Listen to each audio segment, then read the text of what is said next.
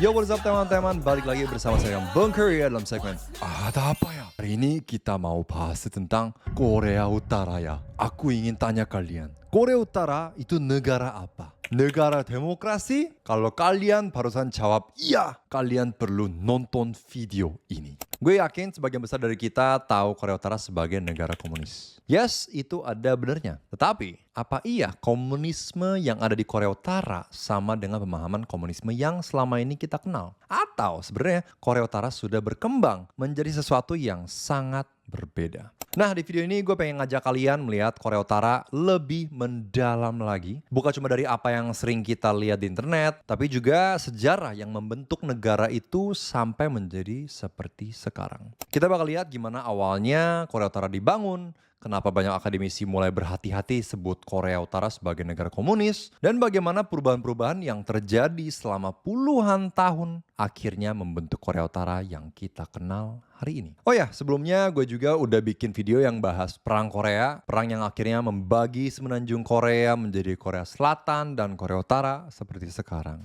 Kalau kalian belum nonton, boleh banget ditonton juga setelah video ini, karena video itu bakal membantu kalian lebih ngerti kenapa semenanjung Korea bisa terpecah menjadi dua negara. Dan kalau di video kali ini, kita akan fokus membahas apa yang terjadi setelah Korea Utara berdiri sebagai sebuah negara. 자, 그럼 바로 시작해볼게요. Awal berdirinya Korea Utara.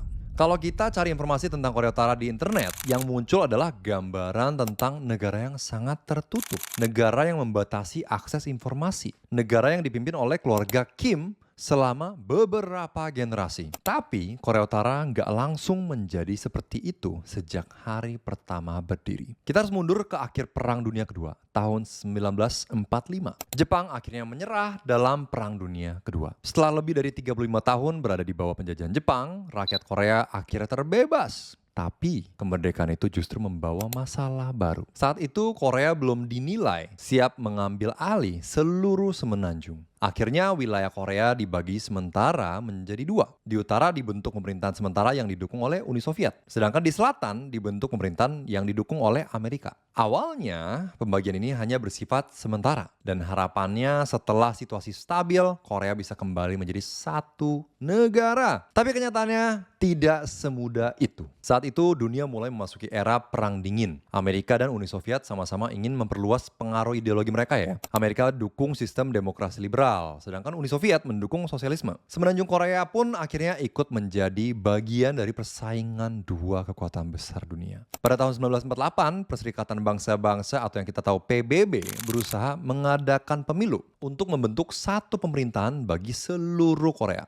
Tetapi wilayah utara yang didukung Uni Soviet menolak ikut serta. Dan pastinya Kim Il-sung nolak juga. Mereka menganggap proses tersebut tidak sesuai dengan arah politik yang mereka inginkan. Akibatnya bukannya terbentuk satu negara Korea, tapi lahirlah dua pemerintahan yang saling mengklaim sebagai pemerintah yang sah. Di selatan berdirilah Republik Korea atau Korea Selatan. Sedangkan di utara berdirilah Republik Demokratik Rakyat Korea atau yang kita kenal sebagai Korea Utara. Ketegangan di antara keduanya pun semakin meningkat, Tems. Masing-masing menganggap dirinya sebagai pemerintah yang sah untuk seluruh semenanjung Korea.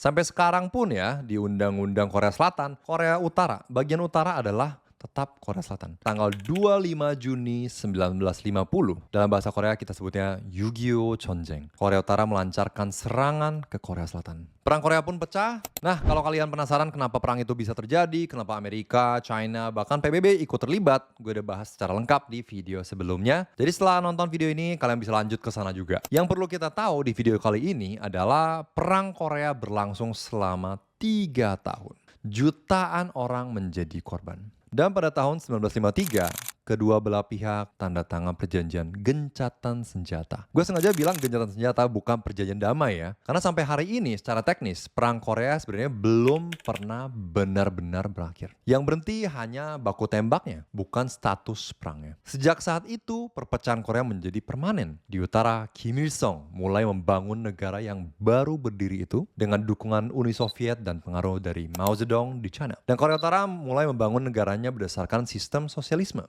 Dan Dan karena ini, banyak orang kemudian menyebut Korea Utara sebagai negara komunis. Dan memang Thames, pada masa itu pengaruh komunisme di Korea Utara sangat-sangat kuat. Tapi ada satu hal yang perlu kita ngerti dulu. Sebenarnya apa sih yang dimaksud dengan komunisme? Setiap kali mendengar kata komunis, banyak orang langsung membayangkan Korea Utara ya. Padahal kalau kita bicara soal komunisme, sebenarnya kita sedang bahas tentang sebuah teori yang pertama kali dikembangkan oleh Karl Marx dan Friedrich Engels di abad ke-19.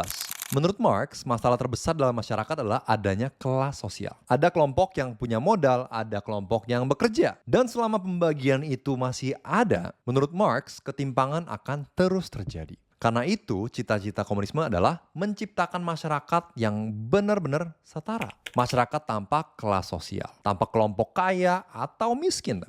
Tanpa kepemilikan pribadi atas alat produksi seperti pabrik atau lahan dalam skala besar. Semuanya dimiliki bersama dan digunakan untuk kepentingan bersama. Bahkan dalam teori Marx, negara juga bukan sesuatu yang akan ada selamanya. By the way, negara di sini yang dimaksud adalah pemerintah ya. Negara hanya dianggap sebagai alat sementara. Kalau suatu hari masyarakat sudah benar-benar setara, maka peran negara seharusnya semakin mengecil. Kalau kita dengar teorinya doang ya, kelihatannya cukup ideal. Very, very fair, very equal gitu ya. Semua orang dianggap setara. Gak ada lagi yang diistimewakan hanya karena lahir dari keluarga tertentu. Misal gue keluar dari kelahiran dari keluarga Samsung gitu ya.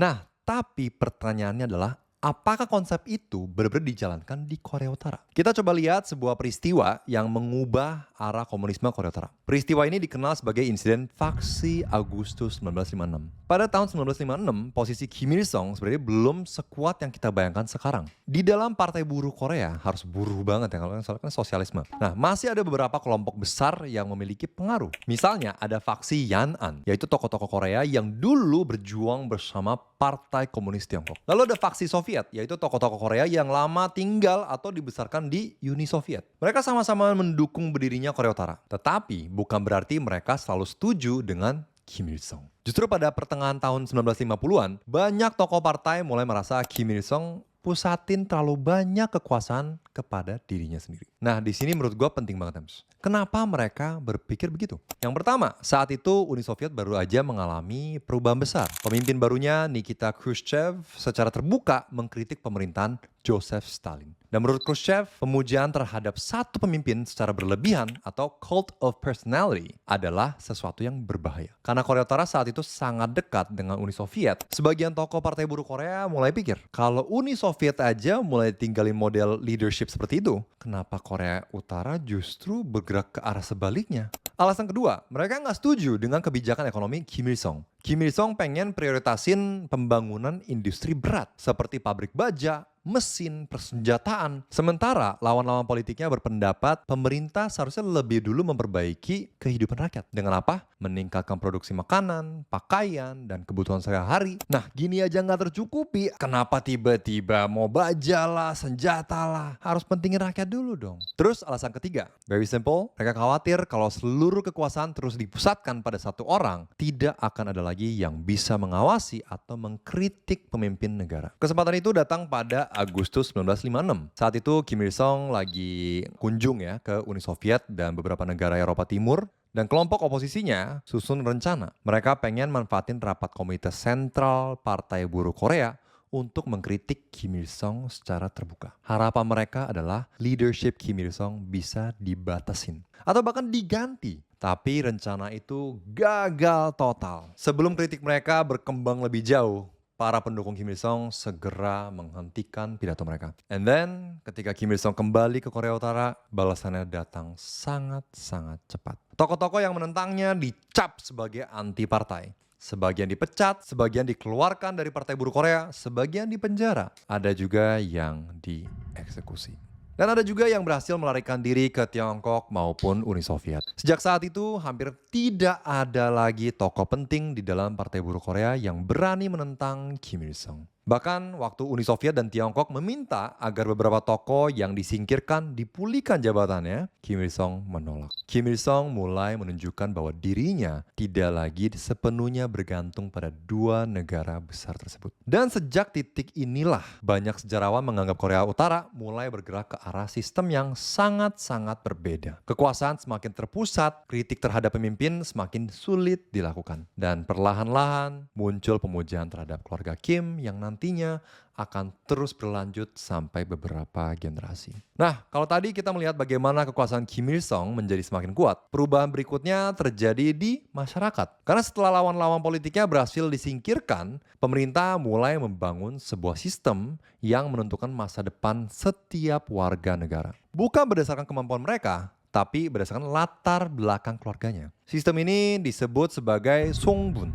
Kalau kita kembali ke teori komunisme, salah satu cita-cita utamanya adalah menghapus kelas sosial. Karl Marx bilang, selama masih ada kelas atas dan kelas bawah, selama masih ada orang yang lahir dengan privilege, sementara yang lain tidak, maka ketimpangan akan terus ada. Karena itu, dalam konsep komunisme klasik, semua orang harusnya diperlakukan setara. Bukan berdasarkan siapa orang tuanya, bukan berdasarkan keluarganya, dan bukan berdasarkan status sosial yang diwariskan. Tapi yang terjadi di Korea Utara justru sangat berbeda. Pemerintah membangun sebuah sistem yang disebut Songbun. Secara simpelnya ya, Songbun adalah sistem yang mengelompokkan setiap warga negara berdasarkan seberapa loyal mereka, seberapa setia mereka terhadap negara. Negara dalam arti rezim keluarga Kim. Jadi waktu seseorang lahir, yang dinilai bukan cuman bayinya doang, tapi siapa orang tuanya, siapa kakek dan neneknya, apa pekerjaan keluarganya sebelum Korea terbagi, apa yang mereka lakukan selama perang Korea, apakah ada anggota keluarga yang pernah dianggap mendukung Korea Selatan, atau bahkan apakah mereka punya teman atau keluarga yang tinggal di Korea Selatan atau China. Semua informasi itu dicatat oleh negara, bahkan menurut berbagai laporan, setiap warga Korea Utara yang berusia di atas 17 tahun memiliki berkas pribadi yang terus diperbarui oleh pemerintah. Dan based on that data, masyarakat kemudian dibagi menjadi 3 kelompok besar. Kelompok pertama adalah core class atau golongan inti ya, 핵심 계층. Jumlahnya diperkirakan sekitar 28% dari populasi. Kelompok ini dianggap paling loyal terhadap rezim. Biasanya berasal dari keluarga pejuang revolusi, keluarga pahlawan perang. Tapi bukan pahlawan perang yang mendukung Korea Selatan, China, atau Uni Soviet gitu ya. Keluarga yang sejak awal mendukung berdirinya Korea Utara gitulah. Kelompok kedua adalah wavering class atau golongan menengah, 동료 계층. Sekitar 45% populasi. Mereka bukan dianggap musuh negara, tapi juga belum sepenuhnya dipercaya. Misalnya, keluarga pedagang kecil, kaum intelektual, atau keluarga yang pernah memiliki hubungan dengan Korea Selatan atau China. And then kelompok terakhir adalah hostile class atau golongan bermusuhan. 적대계층. Jumlahnya sekitar 27%.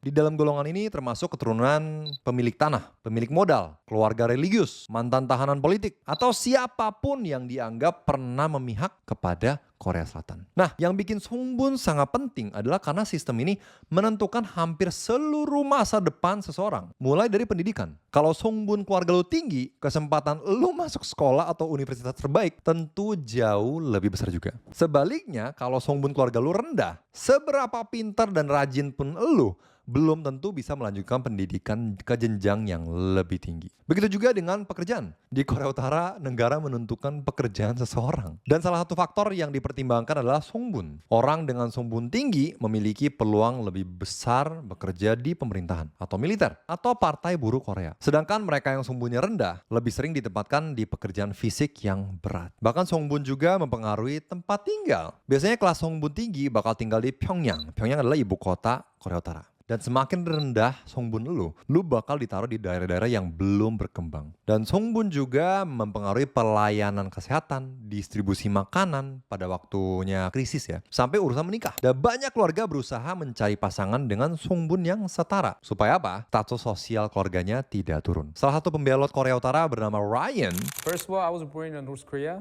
It's called Hamgyeongbuk-do. It's the northern part of Korea Peninsula. And I was crossed 2 times. Menceritakan hal yang sama. Menurut Ryan ini, orang-orang biasanya menikah dengan pasangan dari kelas sosial yang sama. Karena kalau seorang perempuan menikah dengan laki-laki yang berasal dari kelas sosial yang lebih rendah, dia bakal ngikutin tempat tinggal suaminya. Dan status sosial keluarganya juga bisa ikut berubah. Ryan sendiri lahir dari provinsi Hamgyong Utara. di bagian paling utara Korea Utara. Selama tinggal di sana, dia bahkan mengaku belum pernah sekalipun menginjakkan kaki di Pyongyang. Baru setelah berhasil melarikan diri dari Korea Utara, dia bertemu seseorang yang berasal dari Pyongyang. Dan di situ Ryan diceritain bagaimana Pyongyang, seberapa bagusnya di sana ya. Ternyata sangat berbeda dengan kehidupan yang dia alami di daerah tempat dia dibesarkan. Kalau dipikir-pikir, ini sebenarnya sangat ironis ya. Karena Karl Marx itu pengen ciptakan masyarakat tanpa kelas. Tapi di Korea Utara, negara justru menciptakan sistem kelas sosial yang baru. Dan yang lebih berat lagi, kelas sosial itu bukan sesuatu yang bisa diubah lewat kerja keras, melainkan diwariskan dari keluarga. Kalau di banyak negara, orang pada bilang, anak nggak boleh dihukum karena kesalahan orang tuanya. Di sistem Songbun, anak akan dihukum karena kesalahan orang tuanya. Dan karena itu, banyak akademisi berpendapat bahwa Korea Utara saat ini sudah sangat berbeda dengan konsep komunisme klasik. Karena salah satu fondasi utama komunisme, which is masyarakat tanpa kelas, justru nggak kita temukan sama sekali di Korea Utara. Perubahan besar berikutnya datang dari sisi ekonomi. Selama beberapa dekade, ekonomi Korea Utara sangat bergantung pada dukungan Uni Soviet dan negara-negara blok timur. Bantuan minyak, bahan baku, perdagangan, semuanya ikut menopang perekonomian Korea Utara. Tapi memasuki akhir 1980-an, situasinya berubah. Blok Soviet mulai runtuh dan pada tahun 91 Uni Soviet resmi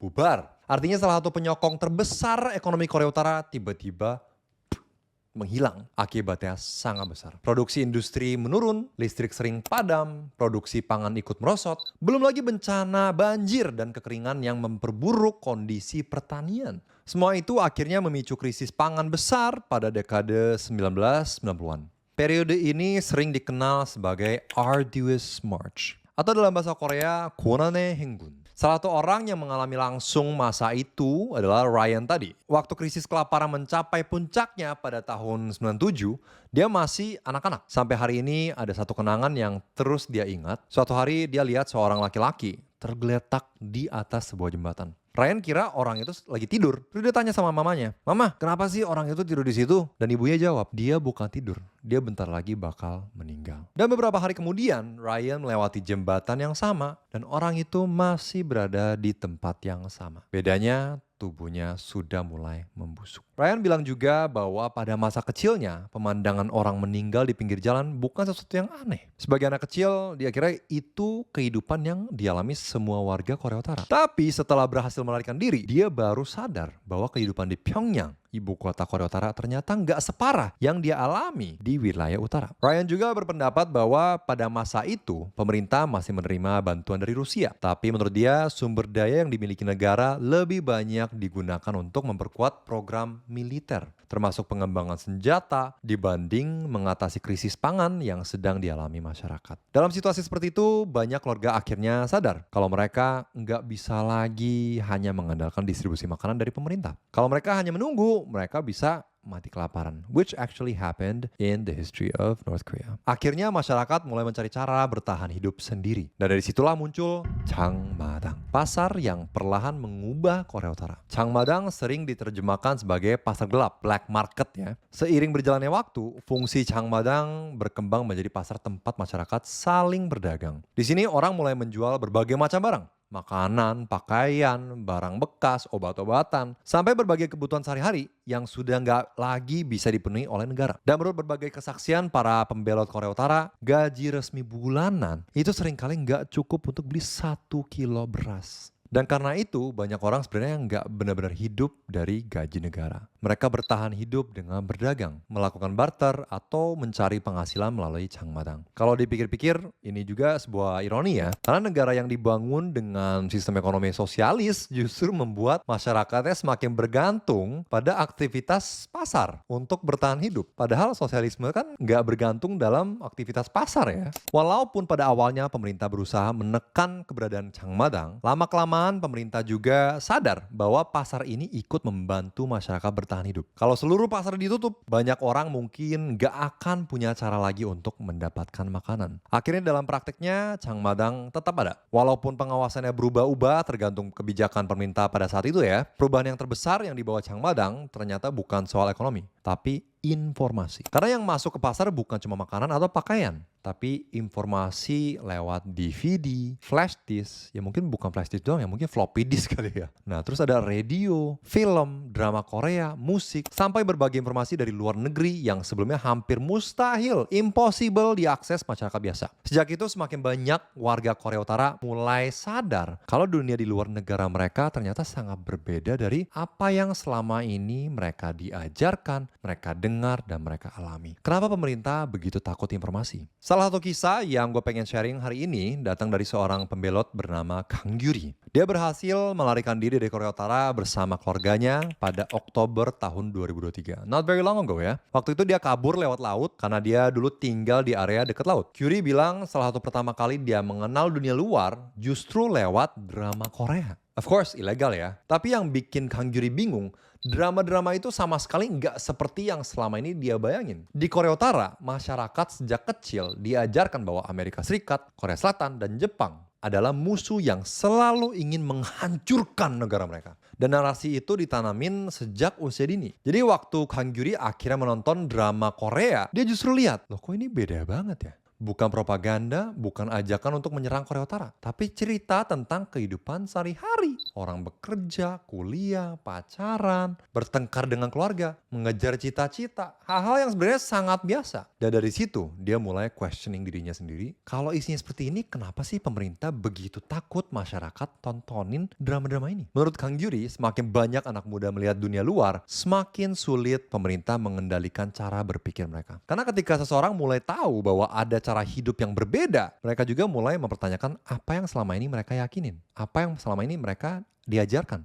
Nah, menariknya cerita yang mirip juga disampaikan oleh pembelot lain, termasuk Ryan. Ryan bilang bahwa ada perbedaan yang cukup besar antara warga yang tinggal di Pyongyang dan warga yang tinggal dekat perbatasan China. Menurut dia, orang-orang yang tinggal di daerah perbatasan lebih mudah dapetin informasi dari luar. Mau itu lewat barang-barang yang masuk dari China atau lewat orang-orang yang keluar masuk wilayah perbatasan. Sedangkan warga Pyongyang justru lebih sulit akses informasi seperti itu. Dan karena itu, menurut Ryan, nggak semua warga Korea Utara punya cara pandang yang sama terhadap pemerintah. Dan muncul pertanyaan lain, kalau emang begitu, kenapa waktu Kim Il Sung atau Kim Jong Il meninggal, kita melihat begitu banyak warga Korea Utara menangis? Ryan bilang, jawabannya tidak simpel. Menurut dia, sebagian orang memang benar-benar berduka. Karena sejak kecil mereka hanya mengenal keluarga Kim sebagai pemimpin yang dihormati gitu ya. Tapi menurut Ryan, ada juga orang yang menangis karena takut. Karena mereka khawatir kalau tidak mengekspresikan rasa dukanya, takut dapat hukuman. Ryan juga bilang bahwa masyarakat tidak bisa begitu saja memanggil nama Kim Jong-un. Mereka harus menggunakan sebutan lengkap seperti pemimpin tertinggi Kim Jong-un gitu ya.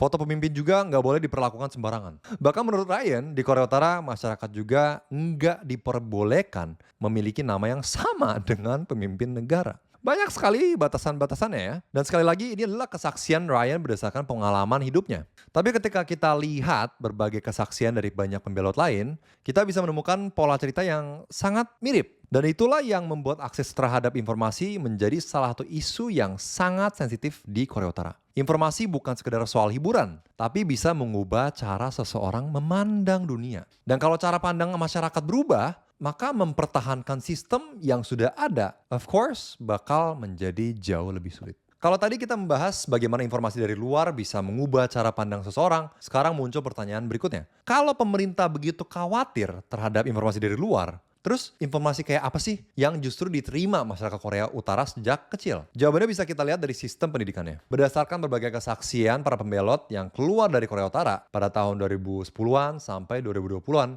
sekolah di Korea Utara nggak hanya mengajarkan pelajaran seperti matematika atau sains, tapi ada porsi yang sangat besar pada pendidikan ideologi. Menurut beberapa pembelot, dari sekitar 14 mata pelajaran yang mereka pelajarin kurang lebih setengahnya berkaitan dengan keluarga Kim. Mulai dari masa kecil Kim Il Sung, perjuangannya melawan Jepang, sejarah revolusi, sampai kisah-kisah yang menggambarkan keluarga Kim sebagai sosok yang patut dihormati dan diteladani. And of course, di sini gue harus tambahin yang patut disembah. Ryan juga mengatakan bahwa semua anak di Korea Utara wajib bersekolah sampai tingkat SMA. Tapi masuk universitas adalah cerita yang berbeda. Nggak semua orang bisa lanjutin sampai kuliah. Menurut Ryan, masuk universitas merupakan sebuah privilege. Biasanya kesempatan itu lebih banyak dimiliki oleh mereka yang berasal dari keluarga dengan status sosial yang lebih baik. Songbun yang tinggi ya. Kalau kita ingat pembahasan tentang Songbun tadi. Di luar Pyongyang, banyak pembelot juga cerita pengalaman mereka yang mungkin terdengar cukup asing buat kita. Selain sekolah, mereka juga ikut membantu pekerjaan pertanian. Bahkan ada sebuah ungkapan yang cukup dikenal. Pagi menjadi pelajar, sore menjadi petani. Menurut mereka, saat musim tanam atau musim panen, kegiatan belajar di sekolah terkadang dikurangin. Bahkan ada yang bilang, sekolah dihentikan sementara agar para siswa membantu bekerja di sawah atau ladang sejak pagi sampai malam. Ada juga cerita keluarga yang lebih mampu terkadang bisa memberikan uang atau hadiah kepada pihak tertentu agar anak mereka nggak perlu ikut bekerja di ladang. Wow. Ada juga cerita lain yang menurut gue quite interesting mengenai cara pendidikan digunakan untuk membangun penghormatan terhadap pemimpin. Jadi pas mereka masih kecil, mereka pernah diajarin sebuah ilustrasi. 1 tambah 1 sama dengan 1. Nah, bukan berarti mereka diajarin matematika yang salah. Melainkan sebagai sebuah analogi. Guru mereka ambil 1 gumpalan tanah gitu ya.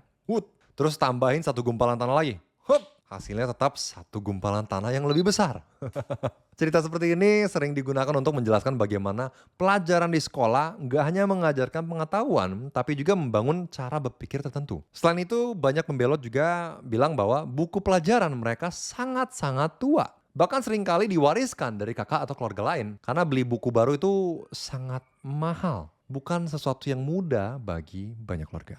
Kalau kita ngelihat semua cerita tadi, mulai dari Songbun, krisis ekonomi, Changmadang, sampai masuknya informasi dari luar, sistem pendidikan, mungkin kita bakal mulai bertanya ya, Korea Utara tuh sebenarnya masih negara komunis atau enggak sih gitu ya? Kalau kita lihat semua yang sudah kita bahas, sebenarnya Korea Utara sekarang secara resmi ya, tetap menyebut dirinya sebagai negara sosialis. Ideologi negaranya berkembang menjadi Juche. Apa itu Juche? Juche adalah ideologi resmi Korea Utara yang dikembangin oleh Kim Il-sung sendiri pada akhir tahun 1950-an. Juche berarti subjek, tapi umumnya diterjemahkan sebagai kemandirian atau self-reliance. Inti dari Juche adalah sebuah bangsa harus mampu menentukan nasibnya sendiri tanpa bergantung pada negara lain. Prinsip ini kemudian dibagi menjadi 3 aspek. Yang pertama adalah kemandirian politik, Jaju. Artinya Korea Utara ingin mengambil semua keputusan politiknya sendiri tanpa campur tangan negara lain. Mereka nggak pengen bergantung pada Amerika, bahkan juga nggak pengen nunduk pada Uni Soviet maupun China. Walaupun pada masa awal berdirinya mereka menerima banyak bantuan dari kedua negara tersebut.